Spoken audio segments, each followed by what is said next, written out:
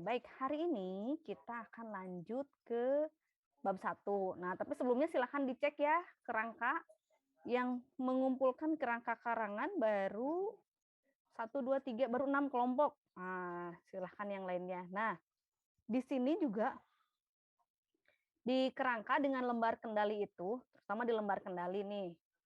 Di lembar kendali itu yang di rumusan itu harus dimasukkan juga ke aspek yang dikaji ya. Jadi setelah teori, nah aspek yang dikajinya juga dimasukkan di situ gitu. Jadi ketika di kerangkanya juga kan Anda bisa mudah ya untuk membuat kerangkanya. Begitu itu sih rata-rata. Kemudian di kerangka karangan itu memang sih apa boleh ya, tapi kalau apa itu, misalnya apa itu prestasi akademik, itu nanti akan masuknya ke bab teori dasar, ke bab 2 gitu. Jadi, lebih baik memang, rumusannya yang, nanti kita akan menjabarkan data gitu. Walaupun diperbolehkan sih ya, 5W1H ya, tapi tetap, kalau untuk apa, penjelasan lebih lanjut biasanya sih menggunakan bagaimana atau mengapa gitu ya, itu. Nah silakan dilihat, sudah dikoreksi ya 6 kelompok itu. Nah, silakan dilanjutkan koreksinya ada penambahan misalnya yang ada yang hubungan keterkaitan terhadap apa lebih baik dampak aja karena di rumusannya kan ada dampak. Jadi saya juga melihat kalau misalnya rumusannya karena ada yang judul kemudian dengan rumusannya itu berbeda gitu ya. Jadi seperti tidak nyambung lebih baik diperbaiki apakah akan menyesuaikan dengan rumusannya. Jadi rumusannya yang diangkat jadi judulnya diganti yang sesuai dengan rumusan masalahnya atau rumusannya yang diganti sesuai judulnya gitu ya. Nah, itu silakan dilihat lagi, silakan didiskusikan lagi. Begitu. Kalau ada yang akan ditanyakan silakan ya. Nah, karena kalau kita sekarang masuk ke bab satu itu berarti di kerangkanya kan sudah oke gitu ya, di kerangkanya sudah oke. Kita akan isi apa saja sih yang ada di bab satu gitu. Oke, sebentar. Ada yang akan ditanyakan dulu sebelum saya masuk ke bab satu? Tadi, oh ini nih bab satu. Nah, ya kalau sudah ke kerangka dengan lembar kendalinya sudah oke. Nah, kita lanjut ke bab satu penulisan bab satu. Nah, ini untuk format semua ya, semua eh, bab. Nah, sebenarnya dari awal juga nanti untuk pelengkap awal pelengkap akhir juga sama. Jadi semuanya formatnya sama, kertasnya 4, kemudian marginnya 4-4-3-3 ya, nah, 4 kiri, kemudian kiri dengan atas 4, kanan dengan bawah 3. Ukuran huruf ini 12 itu untuk isi. Nah, untuk judul bab itu 14. Nah, untuk isinya pakainya 12. Kemudian jenis huruf, jenis hurufnya ini yang diperbolehkan hanya 2. Silakan pilih salah satu, mau Times New Roman atau Arial. Tapi nggak boleh di-mix, dicampur-campur nggak boleh ya. Bab 1 Times New Roman, bab 2 Arial tidak boleh. Kalau mau Times New Roman semuanya. Kalau mau Arial, Arial semuanya. Kalibre juga nggak boleh ya. Hanya 2 ini yang diperbolehkan. Nah, kemudian spasinya double. Nah, kenapa spasinya double? Spasinya 2 ya. Karena untuk mengejar dari bab 1 sampai bab 4, sampai bab terakhir itu bab 4 ya, bukan pelengkap akhir, tapi sampai bab 4 sebelum masuk ke daftar pustaka itu minimal 30 halaman. Makanya kita kejarnya dengan spasinya 2 gitu ya, spasinya 2. Nah, kemudian yang terakhir itu pilih sistem penulisannya. Mau lurus atau menjorok. Nah, yang lurus itu yang seperti ini. Nah, ini sistem penulisan lurus. Jadi judul bab itu rapat kiri.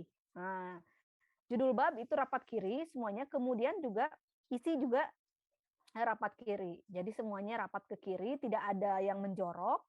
Kemudian yang membedakan antara paragraf satu dengan paragraf yang lainnya, ini nih jadi dilebihkan, ada before after ya.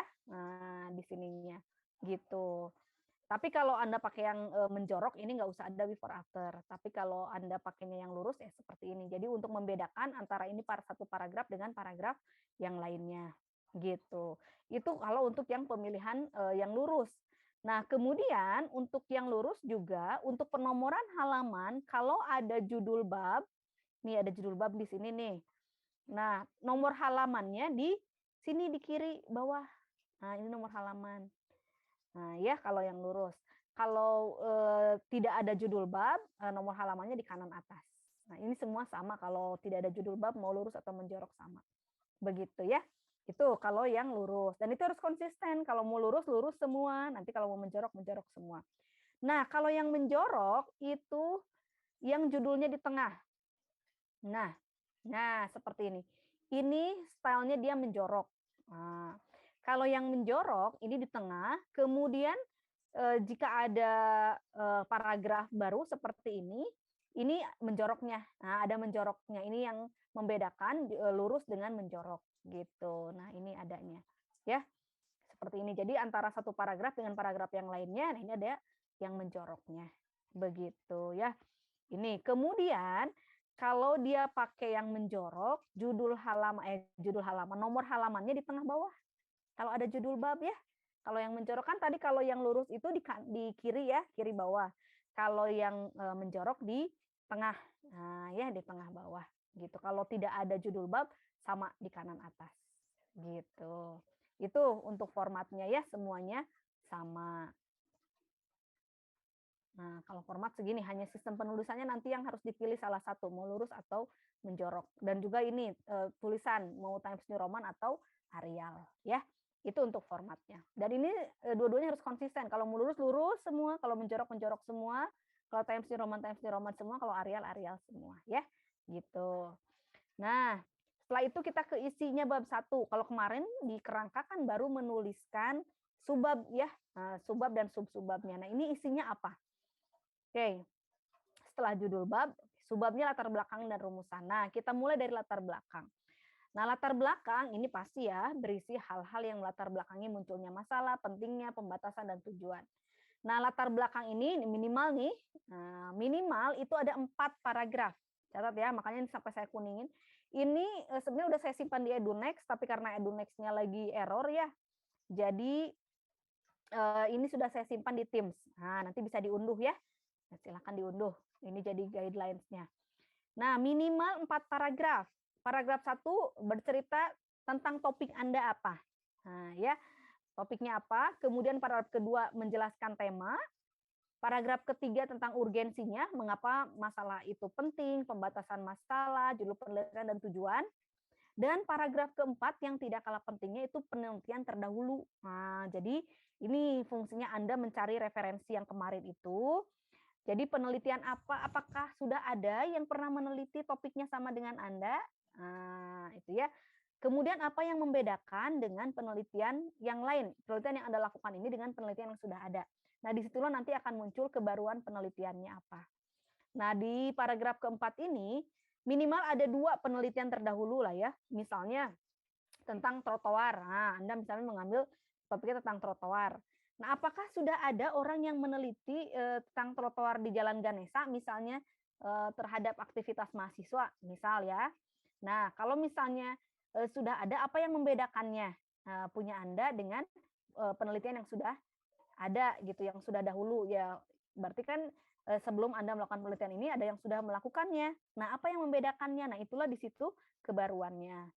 Nah, si penelitian terdahulu ini yang dituliskan nama penelitinya, ujungnya saja ya karena pengutipan. Nama peneliti, kemudian tahun, kemudian judul penelitiannya, kemudian Anda ceritakan sekilas tentang penelitian itu. Nah, 2 ya, minimal ada 2. Setelah itu di kalimat terakhirnya di paragraf keempat itu kebaruan penelitian Anda, apa yang membedakannya. Misalnya kalau itu karena berkaitan dengan misalnya bercerita tentang trotoar di Jalan Ganesa, ada yang sudah meneliti, tapi itu dampaknya terhadap pedagang misalnya ya, gitu. Nah, sedangkan yang akan Anda teliti itu untuk kegiatan mahasiswa misalnya. Nah, itu perbedaannya di situ. Nah, itulah kebaruan penelitian Anda, gitu ya. Itu ini yang harus ada di latar belakang, gitu. Jadi 4 paragraf ya, catat minimal 4 paragraf. Paragraf 1 topik, paragraf kedua tema, paragraf ketiga pentingnya masalah, pembatasan judul dan tujuan, Terhadap keempat, penelitian terdahulu ya. Itu. Nah, ini sama karena penelitian itu disusunnya dari umum ke khusus ya, sama ketika kita merumuskan rumusan masalah itu kan dari umum ke khusus, maka ini juga sama. Makanya diawali dengan topik dulu. Nah, karena topik yang paling umum ya, baru mengerucut sampai ke kebaruan penelitiannya gitu. Itu ya di latar belakang. Setelah latar belakang itu rumusan masalah. Nah, di rumusan masalah ini karena Anda sudah membuat di mana? Lembar kendali, nah tinggal pindahkan saja rumusan masalah yang sudah ada di lembar kendali, tinggal Anda pindahkan ke sini. Gitu. Makanya tadi kalau misalnya lembar kendalinya sudah oke, bab 1 tinggal nambahin dikit aja ya. Gitu. Ini rumusan masalah tinggal pindahkan dari lembar kendali. Nah, begitu juga ruang lingkup kajian, Anda tinggal memindahkan aspek yang dikaji di lembar kendali. Gitu. Poin-poin aja, tidak usah dijelaskan ya. Nah, pokoknya copas aja dari lembar kendali masuk ke sini, ke ruang lingkup kajian ya. Gitu. Kemudian juga tujuan sama.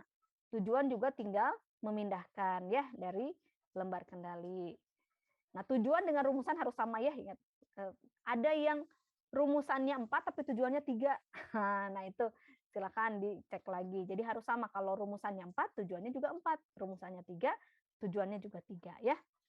Gitu. Nah, kemudian anggapan dasar. Apa itu anggapan dasar?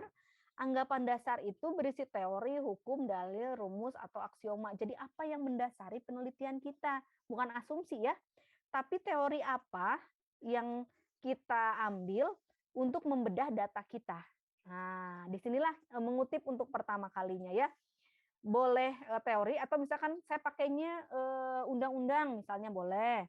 Pakainya peraturan pemerintah boleh. Yang penting memang jelas itu dikutip dari mana gitu ya. Karena kita kan belum punya teori ya, kita belum punya teori. Nah, ini di sini mengutip misalnya kalau tentang manajemen, ini anggapan dasarnya menurut Haryanto yang kita ambil, itu teorinya Haryanto. Tahun berapa, halamannya, halaman berapa, kemudian apa isinya. Gitu ya. Begitu juga ini tuh kalau sumbernya dituliskan di awal atau di akhir. Kalau sumbernya di awal, nah ini nama akhir, ini hanya nama akhir ya, nggak usah nama dibalik. Cukup nama akhir, misalnya Yani Suryani, Suryani aja. Nggak usah pakai Suryani, Yani. Nah, tidak usah ya. Suryani saja, kemudian tahunnya dengan halamannya baru isinya. Kalau di belakang, kalau ininya di belakang, sumbernya di belakang, jadi ini dulu, kutipannya dulu, baru sumbernya semua dimasukkan dalam kurung. Kalau ini kan yang dikurung hanya tahun dan halaman, gitu, namanya di luar. Tapi kalau di akhir dia masuk semuanya, gitu ya. Itu yang disebut anggapan dasar. Teori, grand teorinya apa yang akan kita gunakan nah, dalam penelitian ini. Misalnya kalau tentang trotoar, teori trotoar menurut siapa? Nah, misalnya itu ya. Itu. Nah, kemudian hipotesis. Hipotesis ini dia opsional, boleh ada, boleh tidak. Tapi kalau untuk yang eksperimen, jika Anda melakukan eksperimen, ini hipotesis itu harus wajib ya, karena dia akan membuktikan. Jadi yang disebut hipotesis, nah ini baru asumsi, dugaan ya, dugaan penulis sehubungan dengan anggapan dasar dan hasil pengamatan sebenarnya adalah jika, nah hipotesis ada kata jika. Nah jika X akan Y gitu ya, tapi nggak boleh pakai maka ya, kan jadi nantinya tidak efektif kalau ada jika pakai maka. Nah, jika bla bla bla akan bla bla bla gitu ya. Seperti itu. Ini kuncinya. Makanya dihitamkan karena kunci dari hipotesis ada kata jika ya. Jika X maka jika X nggak usah pakai maka, akan apa gitu ya. Itu ini opsional, boleh ada boleh tidak, kecuali bagi yang eksperimen dia wajib ada. Nah, setelah hipotesis itu metode dan teknik pengumpulan data. Nah, jadi metode ini caranya. Nah, teknik itu alatnya. Caranya kita mau ngapain nih? Nah, metodenya itu bisa deskriptif, analitis, bisa historis, komparatif, bisa historis, bisa komparatif sebetulnya. Atau juga eksperimen. Nah, ini kalau Anda yang akan mengambil komparatif, tidak usah menyebutkan deskriptif lagi. Begitu juga kalau Anda akan mengambil eksperimen, tidak usah lagi menyebutkan komparatif dan deskriptif, karena kalau eksperimen pasti akan mendeskripsikan dan siapa tahu juga ada komparasi di situ membandingkan ya. Nah, metode yang digunakan deskriptif karena bertujuan mendeskripsikan data. Komparatif jika akan mengomparasikan data, dan eksperimen jika akan membuktikan data. Gitu ya. Jadi dipilih saja. Kalau misalnya sudah eksperimen, sudah eksperimen saja, tidak usah dituliskan sebelumnya. Begitu ya. Nah, itu metode. Nah, beda dengan teknik ya. Nah, karena kalau metode caranya, teknik itu alatnya. Misalnya, kita akan mengambil batu dari dalam tanah. Metodenya pakai apa? Nah, metodenya misalnya digali. Nah, tekniknya pakai apa? Tekniknya alatnya. Apa kamu pakai bor, mau pakai cangkul, mau pakai sendok tembok, nah itu pakai teknik gitu ya. Makanya itu yang membedakan metode dengan teknik. Metode itu caranya, teknik itu alatnya. Nah, bagaimana kemudian dengan pengumpulan data, alatnya kita mau pakai apa? Nah, ini sebetulnya yang sudah Anda tuliskan di sumber data. Hanya di sini harus dijelaskan. Nah, tekniknya misalnya studi literatur ya, dengan cara seperti apa. Kalau yang observasi, jelaskan observasinya kemana. Mau wawancara, jelaskan wawancaranya pada siapa, pada berapa orang. Kalau misalnya wawancaranya hanya pada ahlinya, misalnya berdua atau bertiga, ahlinya itu ada 2 atau ada 3 orang, Anda bisa menuliskan namanya. Tapi kalau wawancaranya pada 30 orang, tidak usah dituliskan namanya satu-satu. Gitu ya. Cukup wawancara pada berapa orang. Begitu juga kalau menyebarkan angket, pada berapa orang di mana. Gitu ya. Kemudian studi kasus, jelaskan studi kasus terhadap apa, kerja praktik di mana. Misalnya kalau eksperimen ya, kerja praktik di mana. Gitu. Nah, ini harus diuraikan. Jadi tidak boleh seperti di lembar kendali yang hanya 1 studi literatur, 2 wawancara, 3 kuesioner, tapi harus dijelaskan di sini ya. Studi kepustakaan dengan cara seperti apa, kalau mau observasi kemana, wawancara pada siapa, menyebarkan angket pada siapa di mana, gitu ya, studi kasus terhadap apa di mana, kerja praktik juga di mana, ya. Itu teknik pengumpulan data, tinggal menjabarkan, menjelaskan apa yang sudah ada di lembar kendali Anda ya. Nah, terakhir dari bab 1 ini sistematika. Nah, sistematika penulisan ini kerangka yang diparagrafkan. Jika di kerangka Anda membuatnya ke bawah kan 1.1, 1.2, 1.3 ya. Nah, kalau dalam sistematika itu dibuat jadi paragraf ke pinggir jadinya ya. Ke pinggir. Nah, kita lihat contohnya nih. Nah, mulai dari penulisan laporan penelitian ini terbagi atas 4 bab. Nah, bab 1 isinya apa saja? Nah, kan kalau di kerangka itu bab 1 1.1 latar belakang dan rumusan, 1.2 ruang lingkup kajian. Nah, sekarang angkanya dihilangkan, pindahin ke pinggir. Nah, jadi dia satu paragraf nih cerita tentang bab 1. Bab 2 isinya apa saja? Bab 3 isinya apa saja yang ada di kerangka Anda ya. Begitu juga bab 4 isinya apa saja. Nah, ini semua si sistematika penulisan ini Anda buat dalam satu paragraf. Nah, ya, ini tinggal nanti ke atas-atasin, gabungkan semuanya.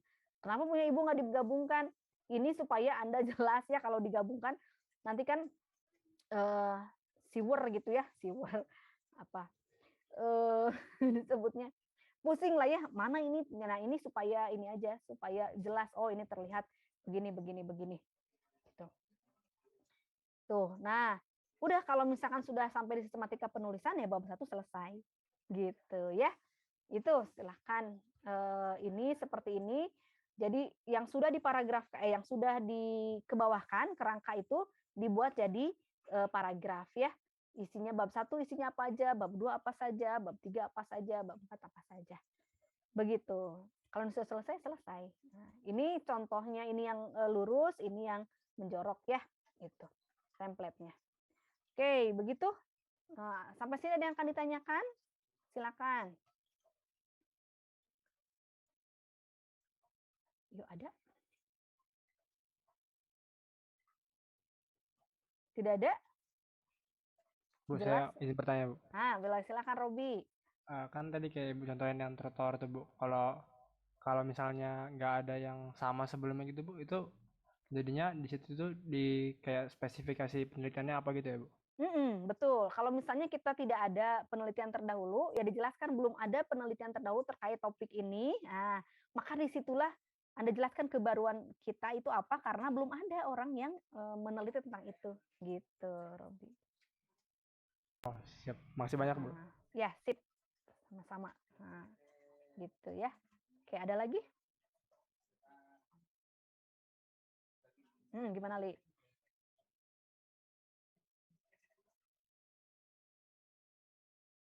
Betul. Coba di Google Scholar. Nah, biasanya karena memang semua tulisan itu biasanya masuk ya, tulisan akademis itu masuk di Google Scholar. Nah, cek aja di situ. Kalau ada, nah berarti sudah ada gitu. Kalau belum ya berarti disitulah keunggulannya gitu, bahwa ini tuh benar-benar baru original gitu ya. Gitu, Li, ya. Cari di Google. Sip, sama-sama. Ada lagi?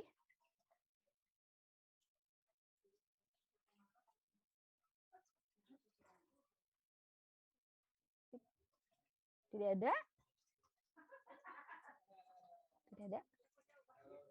Ini. Oke, kelompok 6 baru ya. Ntar nanti saya cek. Oke. Ada lagi yang akan ditanyakan? Tidak ada? Benar nih, nggak ada. 1, 2. Belum, Bu. Oke, belum. Ibu, Ya. punten, Bu. Nah, Misalkan gimana? kalau kayak kita ingin nanya sesuatu tapi di luar kelas, itu bisa nggak, Bu? Bisa, WA aja, WA. Tapi jangan di Teams ya, saya suka kelupaan dibuka, WA aja. Yang kelas lain juga sama, WA aja. Japri ya. Itu, Bu. Gitu aja. Japri aja kalau misalnya pas lagi bikin kemarin juga ada yang lagi bikin rumusan, terus bingung, ya sudah tanya Japri aja, insya Allah saya jawab. Gitu ya. Oke, itu ada lagi? Silahkan kalau nanti akan ada yang ditanyakan, mungkin sekarang belum kepikiran, belum terpikir, nah ketika mengerjakan biasanya muncul keraguan tuh. Nah, boleh silakan Japri saja ya. Oke, itu saja kalau tidak ada yang akan ditanyakan lagi, benar nih? 1, 2, 3. Oke, baik. Kalau tidak ada yang akan ditanyakan lagi, untuk materinya selesai ya, sampai di sini yang bab 1. Nah, silakan tugas selanjutnya, berarti Anda mengumpulkan pekan depan itu mengumpulkan bab 1. Nah, ya, pekan depan bab 1 dikumpulkan, kita lanjut ke pengutipan. Nah, untuk pengutipan, itu bab 2 sebetulnya, teori dasar. Saya minta Anda untuk mengunduh Mendeley Desktop. Nah, Mendeley Desktop itu diunduh, kemudian diinstalkan di laptopnya. Nah, nanti gini, mana ya? Mendeley. Anda harus bikin akun dulu. Nah, ntar nih saya share aja lah ya. Nah, ini untuk persiapan minggu depan karena kita akan mengutip ya, membuat teori di bab 2. Nah, kita coba pakai aplikasi pengutipan. Ini salah satu caranya supaya terhindar dari plagiat kan nantinya ya. Nah, masuk Mendeley, terus nanti bikin akun di sini. Lebih aman pakai akun yang akun lembaga ya. Nah, bisa sign in via institusi juga. Nah, sorry. Bentar, saya harus perbaiki dulu. Nanti Kak, gini, itu ya nanti masuk di situ kok jadi nggak bisa masuk. Nanti kalau sudah oke. Nah, ini juga nanti saya harus perbaiki dulu. Nanti tuh kalau sudah diintegrasikan ke Word Anda, nanti akan muncul seperti ini. Nah, Mendeley site-nya ya. Itu nanti masukkan dulu ke bikin akun dulu di Elsevier. Nah, itu juga nantilah berarti untuk pekan depan ya, itu bisa jadi kita mencari referensi juga di situ, di Elsevier ya. Nah, nanti kalau udah ada di sini, gampang kita untuk membuat pengutipan, mengutip dan juga membuat daftar pustaka. Gitu ya, itu disiapkan untuk pekan depan. Gitu. Sebetulnya sudah punya sih reference manager ada ya, di sini juga hanya, kalau di sini tidak bisa menyimpan database. Nah, kalau di Mendeley, di Zotero, atau di EndNote, itu kita bisa menyimpan database. Gitu lah ya. Nah, pekan depan saya jelaskan, diunduh dulu saja, diunduh, kemudian diinstalkan di laptop Anda. Gitu ya. Nanti kita coba praktik untuk mengutip. Gitu, supaya apa yang dikutip juga ada di daftar pustaka, jadi tidak terindikasi plagiat. Ya. Oke, itu saja untuk pertemuan hari ini, itu persiapan untuk pekan depan. Pekan depan sudah masuk ke bab 2, berarti mengumpulkan bab 1 ya. Dikumpulkan bab 1-nya maksimal hari Ahad ya, supaya bisa saya periksa hari Minggu, Minggu pagi supaya malam bisa saya periksa ya. Maksimal Minggu pagi dikirimkan seperti biasa di folder di Teams ya. Tuh. Jadi pas seperti tadi ya, dibuka di awal itu kita kapan dulu cek dulu ininya apa, siapa tahu ada yang salah, nah kesalahannya di mana, nah itu diluruskan gitu, nanti diperbaiki. Oke ya, itu saja. Sekali lagi terima kasih atas kehadirannya. Semoga bermanfaat ilmunya. Selamat berdiskusi. Silakan lanjutkan dengan kelompoknya masing-masing ya. Yang kerangkanya belum ada, dibuat kerangkanya, dikumpulkan. Yang sudah ada, silakan lanjut ke bab 1. Nah, dengan tadi diunduh aja, template-nya sudah ada di Teams ya. Oke, terima kasih sekali lagi. Tetap semangat, tetap sehat ya, tetap bahagia. Nah, tetap jaga prokes. Sekarang kan sudah mulai hybrid lagi ke kampus ya. Nah, semoga sehat walafiat. Minggu depan kita bisa bertemu kembali. Minggu depan sudah Ramadan ya. Mohon maaf kalau ada kesalahan selama ini. Mau Ramadan saling bermaafan. Insya Allah kita bertemu pekan depan. Terima kasih yuk. Assalamualaikum warahmatullahi wabarakatuh. Recording stopped. Terima kasih Bu. Terima kasih Bu. Terima kasih Bu. Terima kasih Bu.